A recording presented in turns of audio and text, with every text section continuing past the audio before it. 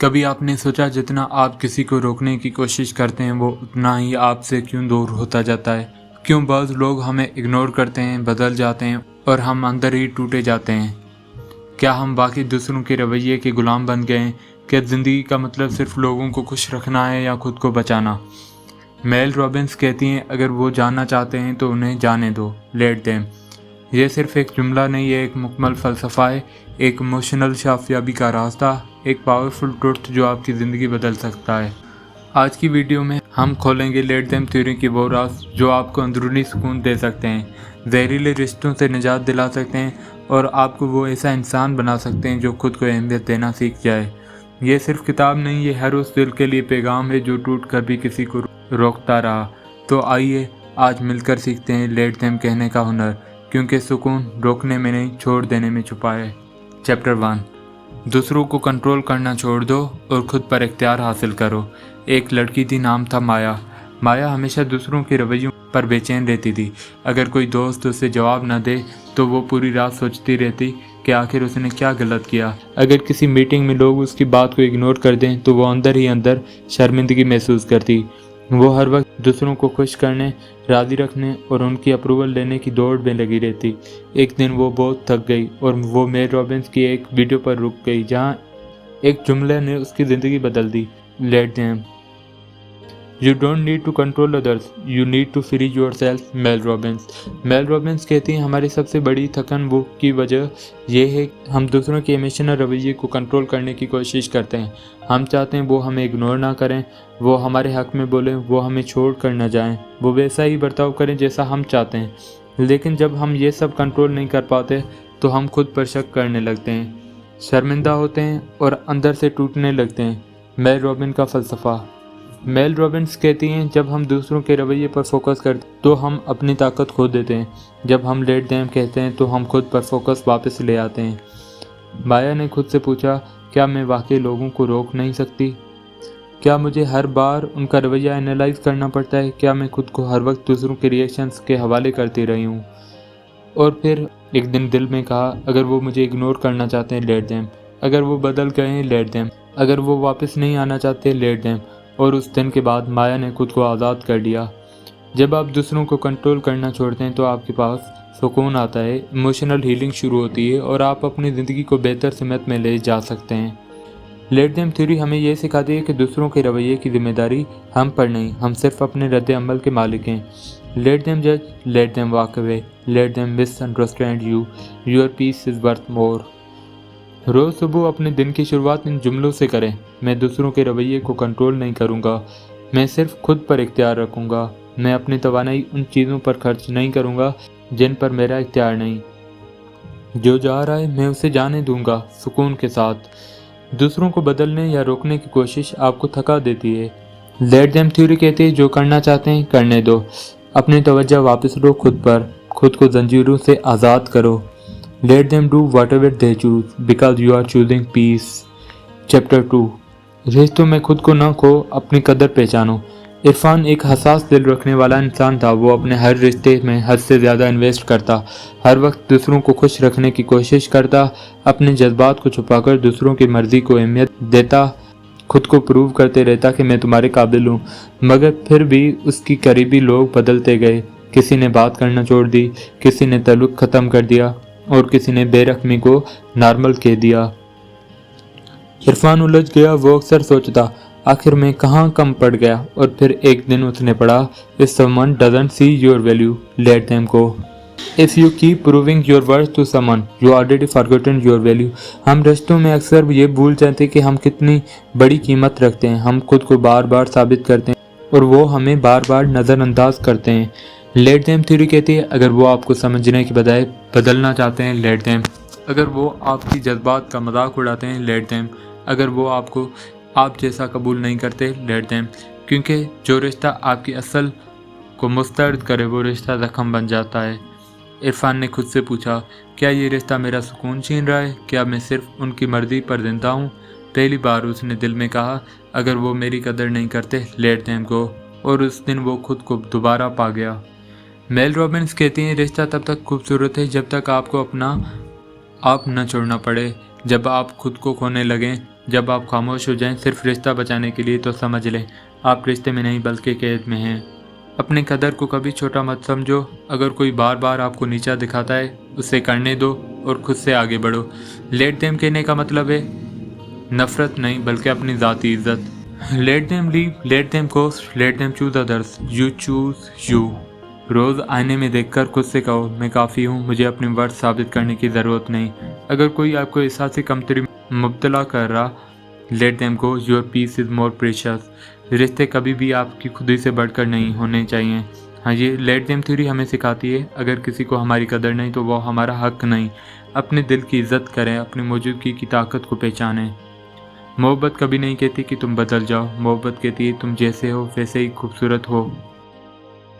Chapter 3, अपनी तवज्जो वापस लौटाओ, दूसरों पर नहीं खुद पर ध्यान दो। सारा एक मेहनती लड़की थी, अपने ख्वाबों की राह पर गामजन, मगर उसका सबसे बड़ा मसला ये था वो हर वक्त दूसरों की नज़रों में खुद को बेहतर साबित करने में लगी रहती। अगर कोई दोस्त नाराज़ होता तो वो पूरी रात उसका दिल परेशान। अगर सोशल मीडिया पर कोई अनफॉलो कर दे तो दिन भर का सुकून बर्बाद। एक दिन उसकी करीबी दोस्त ने उसे नज़रअंदाज किया, ना सलाम ना हालचाल ना कोई एक्सप्लेनेशन। सारा अंदर ही टूट गई। उसने मुसलसल सोचा आखिर मैंने क्या गलत किया, वो ऐसा क्यों कर रही है। और तब उसे एक जुमला मिला, let them ignore you, let them forget you, focus back on you. You are wasting your time magic trying to matter to people who are not even paying attention. ये बाब हमें याद दिलाता है कि हमारी तवज्जो एक ख़जाना है, मगर वो ख़जाना हम अक्सर वहाँ लुटा देते हैं जहाँ कोई कदर करने वाला नहीं होता। हम दूसरों के एक्शंस पर ओवरथिंक करते हैं, हम हर बात के जवाब तलाश करने की कोशिश में खुद को उलझा लेते हैं और हम भूल जाते हैं कि हमारी तवज्जो का असल हकदार हम खुद हैं। सारा ने एक दिन फैसला किया, मैं अब ये नहीं सोचूंगी कि वो मेरे बारे में क्या सोचते हैं, मैं ये सोचूंगी कि मैंने अपने लिए क्या महसूस करती हूँ। उस दिन उसने पहली बार खुद पर फोकस किया, अपना फेवरेट काम किया, जॉगिंग की, मेडिटेशन की, किताब पढ़ी और उसने महसूस किया ये जो तवज्जो वापस मिली यही सबसे बड़ी आज़ादी है। जहाँ आपकी तवज्जो जाती है वहाँ आपकी तवानाई जाती है। लेट देम थ्योरी ये सिखाती है दूसरों के रिएक्शन पर पीछा मत करो, अपनी पीस को अपना प्रायोरिटी बनाओ, ओवर थिंकिंग छोड़ो, इनर थिंकिंग शुरू करो। Let them not reply, let them talk behind your back, let them not care, you care for your self.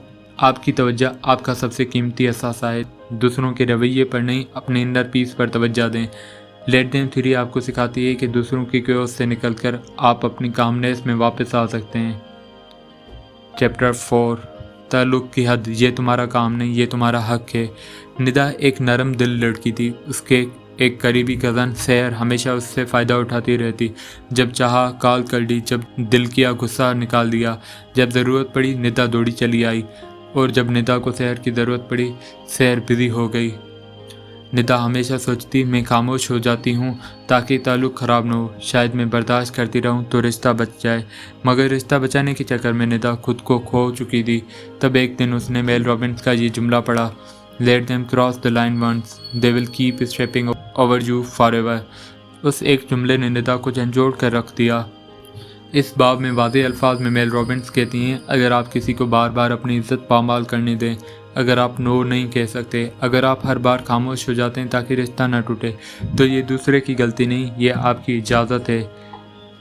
Boundary एक दीवार नहीं, ये एक तारीफ़ है कि यहाँ तक तुम मेरे दिल के करीब आ सकते हो, उससे आगे तुम मेरी इज्जत, वक्त या ज़हनी सुकून पर असरअंदाज नहीं हो सकते।